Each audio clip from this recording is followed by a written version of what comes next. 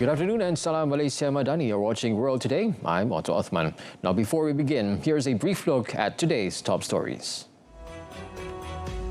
The government is continuing preparations to address a prolonged conflict in West Asia, which could have economic impacts both in Malaysia and globally. The MKN said Malaysia will remain proactive in helping resolve the conflict by maintaining close ties with international partners. President Donald Trump said that Washington is in contact with the right Iranian interlocutors and that Tehran is eager to reach a deal to end the ongoing war.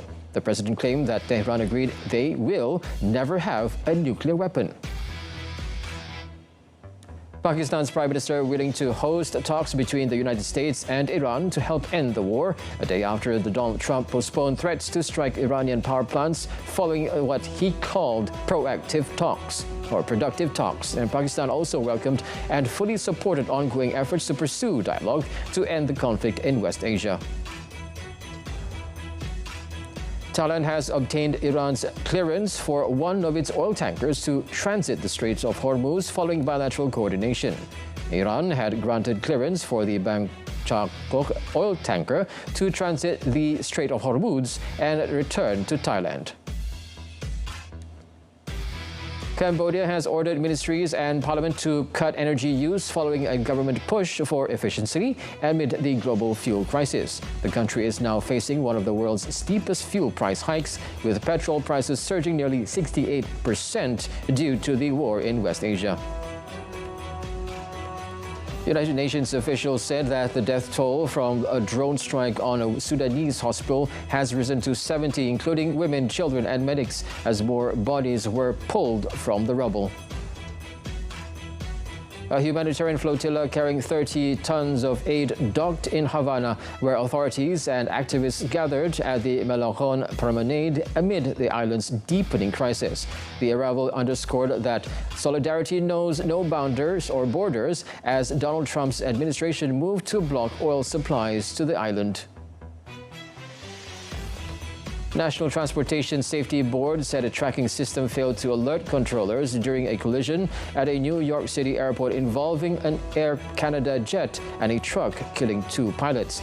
The truck lacked a transponder, unlike similar vehicles at other U.S. airports. Terengganu cycling team TSG rider Pierre Barbier delivered an impressive performance to emerge champion of the first stage of the Tour of Thailand yesterday. The first stage covered the Nongka Thabo Nong Thai route over a distance of 108.6 kilometers. Malaysian Moto3 rider Muhammad Hakim Danish Rabli is aiming to build his positive momentum in the third round of the Moto3 World Championship at the Circuit of the Americas in Austin, Texas this weekend. And that's today's top news. Up next, the complete World Today Bulletin with the details that matter. Stay tuned.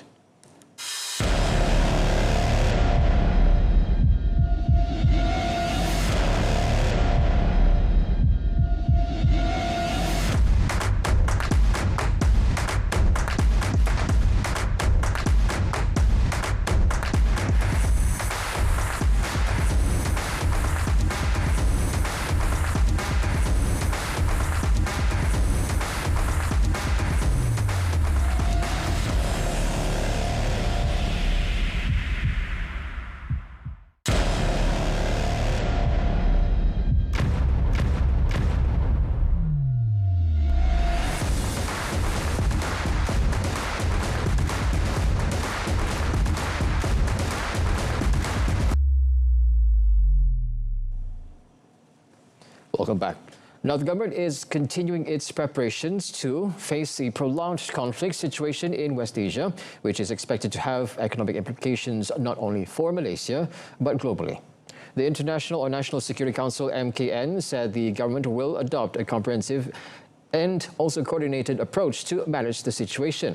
Now, the matter was among the key focuses discussed during a special MKN meeting held to address the impact of ongoing regional uncertainty. The special meeting, chaired by Prime Minister Datuk Sri Anwar Ibrahim, will be followed by a special National Economic Action Council meeting to deliberate on further measures. Now, in addition, MKN stressed that Malaysia will continue to play a proactive role in contributing towards resolving the conflict by maintaining close relations with international counterparts. U.S. President Donald Trump said that Washington is in contact with the right Iranian interlocutors and that Tehran is eager to reach a deal to end the ongoing war. Now, Trump said that Iran gave him a very big present related to the Strait of Hormuz, boosting his confidence that he was talking to the right people in Tehran to end the war. The president said Iran is talking sense and claimed that Tehran agreed they will never have a nuclear weapon. They're talking to us and they're talking sense.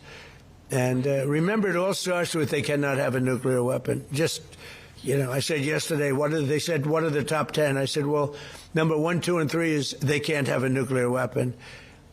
And they're not going to have a nuclear weapon. And we're talking about that. Trump has not yet revealed who the U.S. is negotiating with in Tehran, saying only on Monday as he postponed a threat to attack Iran's energy sites by 5 days that it is a top reason or top person. Pakistan's Prime Minister revealed that he was willing to host talks between the United States and Iran to end the war, a day after President Donald Trump postponed threats to bomb Iranian power plants following what he described as productive talks.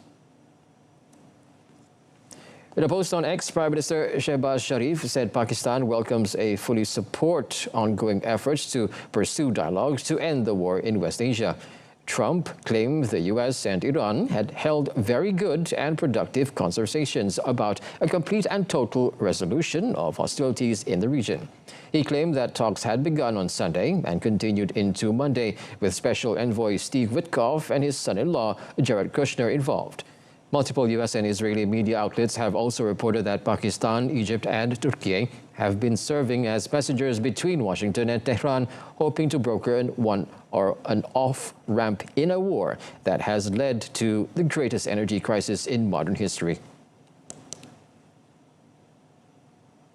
Meanwhile, UN spokesperson Stephen Dujarric said that the United Nations welcomed Pakistan's offer to help mandate talks between the United States and Iran over the Gulf conflict.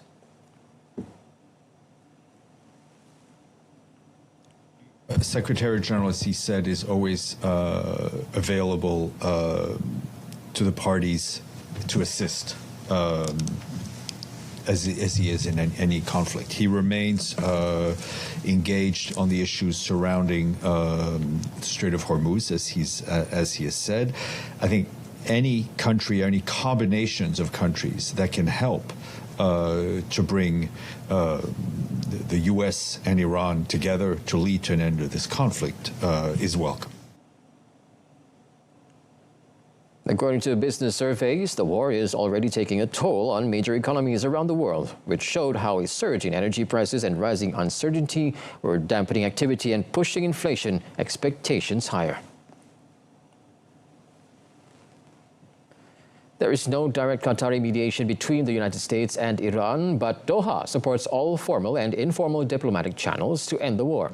Foreign Ministry spokesperson Majid Al-Ansari said that Qatar has remained in close contact with Washington, seeking a diplomatic resolution to the crisis. We're in close contact with the U.S. administration over this. They took the decision to go to war according to parameters that they think are, related to regional security. This is their assessments. We're working very closely with them on how to de-escalate and to find a way out of this crisis and to stop the attacks on our countries. But I won't comment on the U.S. administration decision. This is something to be discussed with them. Iran's Islamic Revolutionary Guard Corps, IRGC, openly mocked U.S. President Donald Trump using his own signature phrase. Spokesperson Ibrahim Zulfikar concluded his video message in English by echoing a well-known line from the U.S. leader's reality TV show, The Apprentice. Hey Terima, you are fired. You are familiar with this sentence. Thank you for your attention to this matter, the central headquarters of Khatam al-Anbiya. Iran denied that it had engaged in negotiations with the United States after President Donald Trump postponed a threat to bomb Iran's power grid because of what he described as productive talks with unidentified Iranian officials. A European official said that while there had been no direct negotiations between the two nations, Egypt, Pakistan, and Gulf states were relaying messages. Thailand has obtained Iran's clearance for one of its oil tankers to transit the Strait of Hormuz following bilateral coordination. Thai Foreign Minister Sihasak Phunketkaew said that the Foreign Ministry had submitted the names of two vessels, one belonging to Bangchak Corporation and another operated by SCG Chemicals, to the Iranian authorities. Now, he said Iran had granted clearance for the Bangchak oil tanker to transit to the Strait of Hormuz and return to Thailand. The Bangchak vessel had safely passed through the Strait of Hormuz and is now en route back to Thailand. Thai authorities are also seeking similar clearance for an SCG Chemicals vessel after submitting its details to Iran. On 11th March, the Thai-flagged cargo vessel was attacked in the Strait of Hormuz with 20 crew members rescued, while 3 others were reported missing.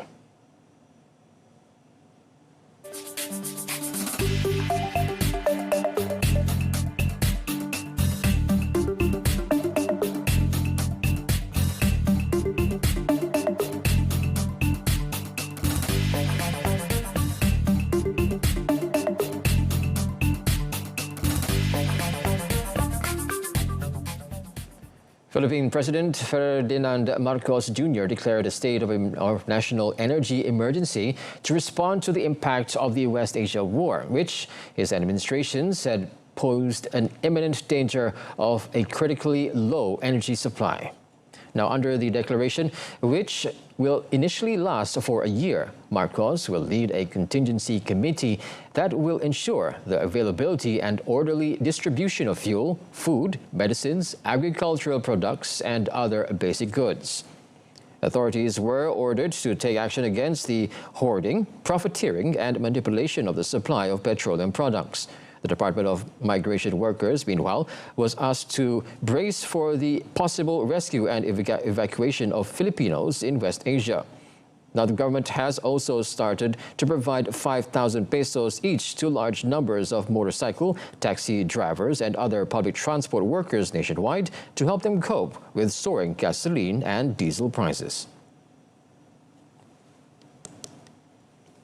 Following the Cambodian government's call for energy efficiency as the country feels the impact of the global fuel crisis, multiple ministries as well as both houses of the parliament have issued directives to cut down consumption in their daily operations. While the orders focus mainly on cutting power usage, measures were also introduced to save energy and fuel in their work to contribute to the country's overall efficiency.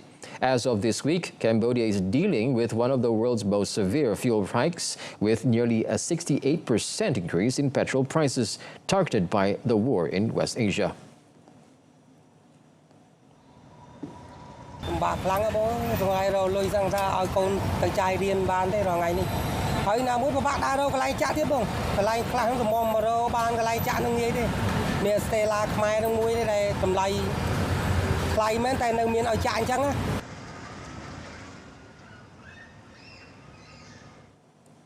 The ongoing war in Iran has driven a surge in fuel prices, placing significant financial pressure on small businesses. Rising costs are forcing many to make tough decisions, including whether to increase prices for customers. We noticed this affecting us pretty much immediately. As soon as we saw that the gas was going up, it starts affecting us right away. Our trucks are out on the road every day. It used to cost us about $250 to fill up a truck, and now it's closer to $300. And we hesitate to increase our rates.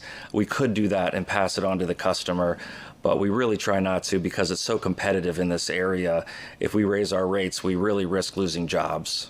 The company is now focusing on optimizing routes and combining loads for long-distance jobs to offset the increased fuel costs.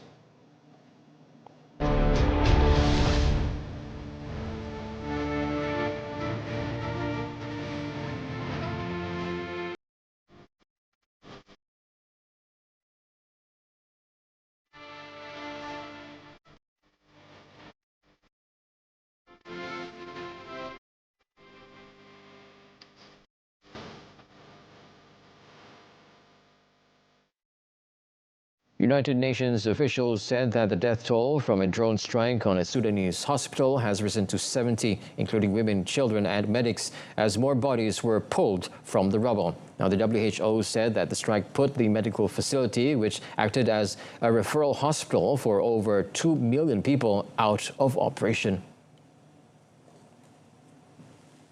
The Ain Hospital has served as a referral hospital for a population of over 2 million people, for the Ain city as well as 9 localities in the East Darfur state. Patients may now, if the services are not available in Ain, they may have to travel over 160 kilometers to reach the next referral hospital, which, for patients requiring specialized services.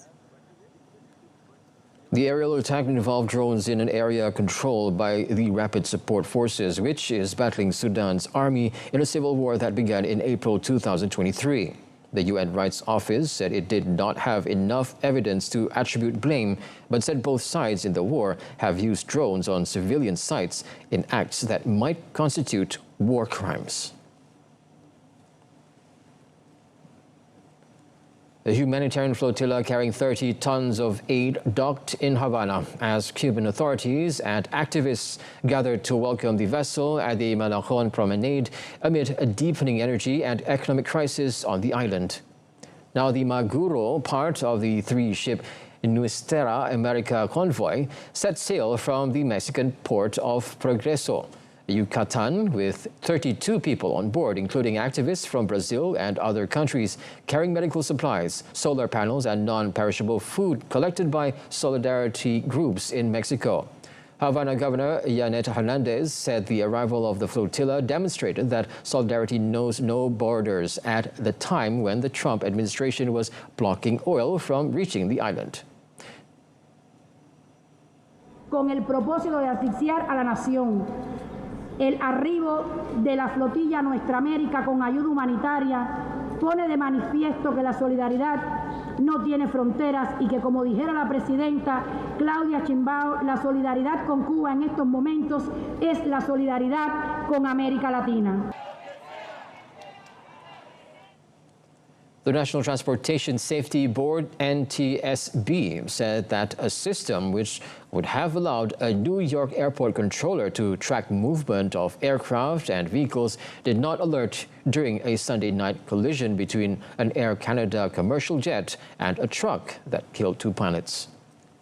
The NTSB, an independent safety agency, is leading the investigation into the fatal collision of the Air Canada Express CRJ-900 jet with a fire truck at LaGuardia Airport. Now, the flight, operated by regional partner Jazz Aviation, had 72 passengers and 4 crew. And what we do know is that is in the standard operating procedures for LaGuardia. It's for the midnight shift.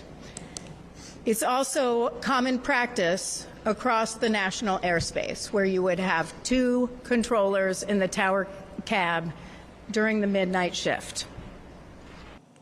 However, it also said the truck did not have a transponder, unlike similar vehicles at other airports in the U.S. She said it is unclear if an alerting technology would have prevented the incident since it happened so fast.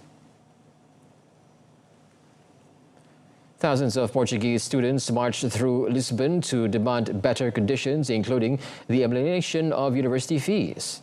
Now, student protesters said that the government was not listening to their concerns and did not present residents or represent students, stressing that continued action and resistance were necessary. A chronic housing crisis in Portugal has made it increasingly difficult for young adults to live independently or start families. Many students struggle to afford rent while studying, especially in major cities such as Lisbon and Porto, and also face the burden of paying tuition fees at public universities, which they argue should be free.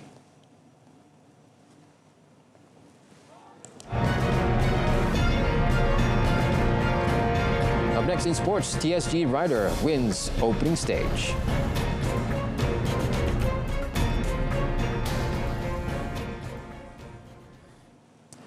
Terengganu cycling team TSG rider Pierre Barbier delivered an impressive performance to emerge champion of the first stage of the Tour of Thailand yesterday. TSG Chief Operating Officer Nasiruddin Owan Idrus said the French rider clinched first place after beating 113 cyclists from 19 countries, clocking a time of 2 hours, 20 minutes and 32 seconds.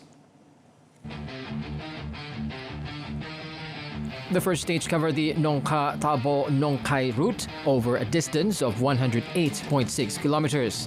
Second place in the opening stage of the 2026 Tour of Thailand went to Laning star rider Alexander Sabi, while third place was taken by Oscar Nisu of China Arta. Nasiruddin said the Union Cyclista International 2.1 category race still had 5 stages remaining until 29th March. He said the upcoming stages would be more challenging as they involved mountainous routes under hot weather conditions.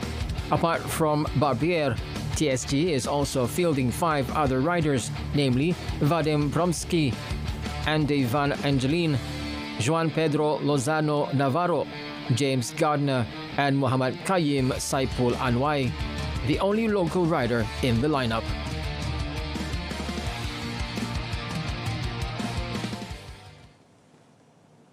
Malaysian Moto3 rider Muhammad Hakim Danish Ramli is aiming to build on his positive momentum in the third round of the Moto3 World Championship at the Circuit of the Americas in Austin, Texas this weekend.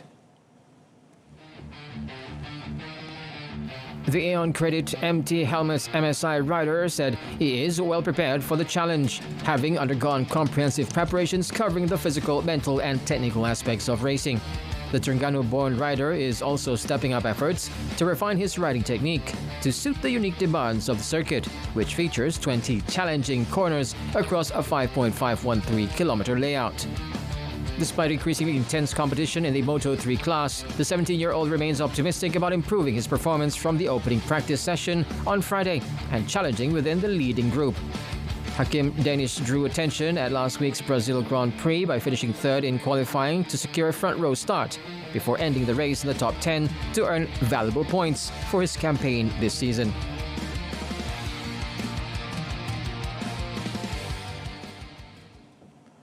Mohamed Salah will leave Premier League champions Liverpool at the end of the season.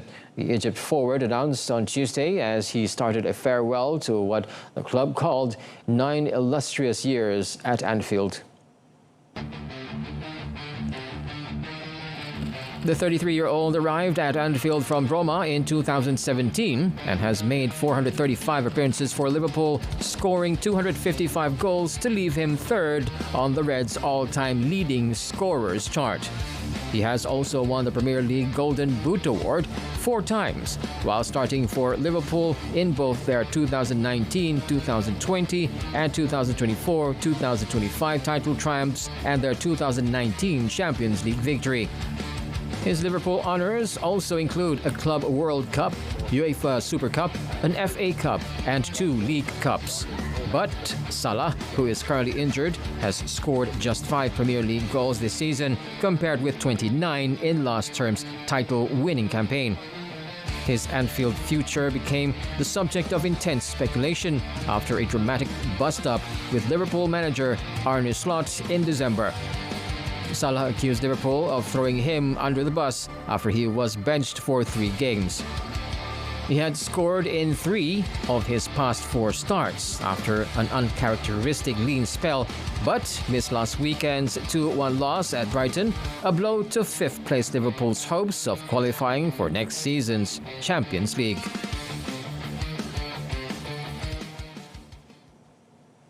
Former Liverpool manager Jurgen Klopp has dismissed speculation linking him with the Real Madrid job, though the German said he was not completely finished as a coach. The 58-year-old, who is working as Red Bull's head of global football, left Liverpool at the end of the 2023-24 season after a 9-year spell that delivered major honors including Champions League and Premier League titles. Real appointed former right-back Álvaro Arbeloa, previously their reserve team coach, as manager in January, following the departure of Xavi Alonso, who was sacked after 7 months in charge amid a poor run of results and reports of unrest among senior players. Klopp told reporters that if Real Madrid had phoned him, everybody would have heard about it by now, adding that Madrid has not called him even once. Klopp, who previously managed Mainz and Borussia Dortmund, has also said he would never coach another team in England apart from Liverpool. Toronto unveiled its upgraded World Cup stadium BMO Field on Tuesday, insisting that temporary seating installed to meet FIFA capacity requirements would be safe for fans. We expanded seating to 45,000 people, installed a new FIFA grade pitch, upgraded player and broadcast facilities, and improved the fan experience with better technology and, yes, food option. That's important too. These improvements will benefit fans for years to come. For the first time in World Cup history, the 2026 tournament is spread across 3 countries, the United States, Mexico, and Canada. The Toronto Stadiums is the smallest of the 16 venues, and with a regular capacity of about 28,000 seats, it needed a range of upgrades to meet World Cup hosting standards, including roughly 17,000 additional seats. The temporary sitting will also get a dress rehearsal on 9th May, when Lionel Messi and Inter Miami come to BMO to play Toronto FC for a sold-out MLS match.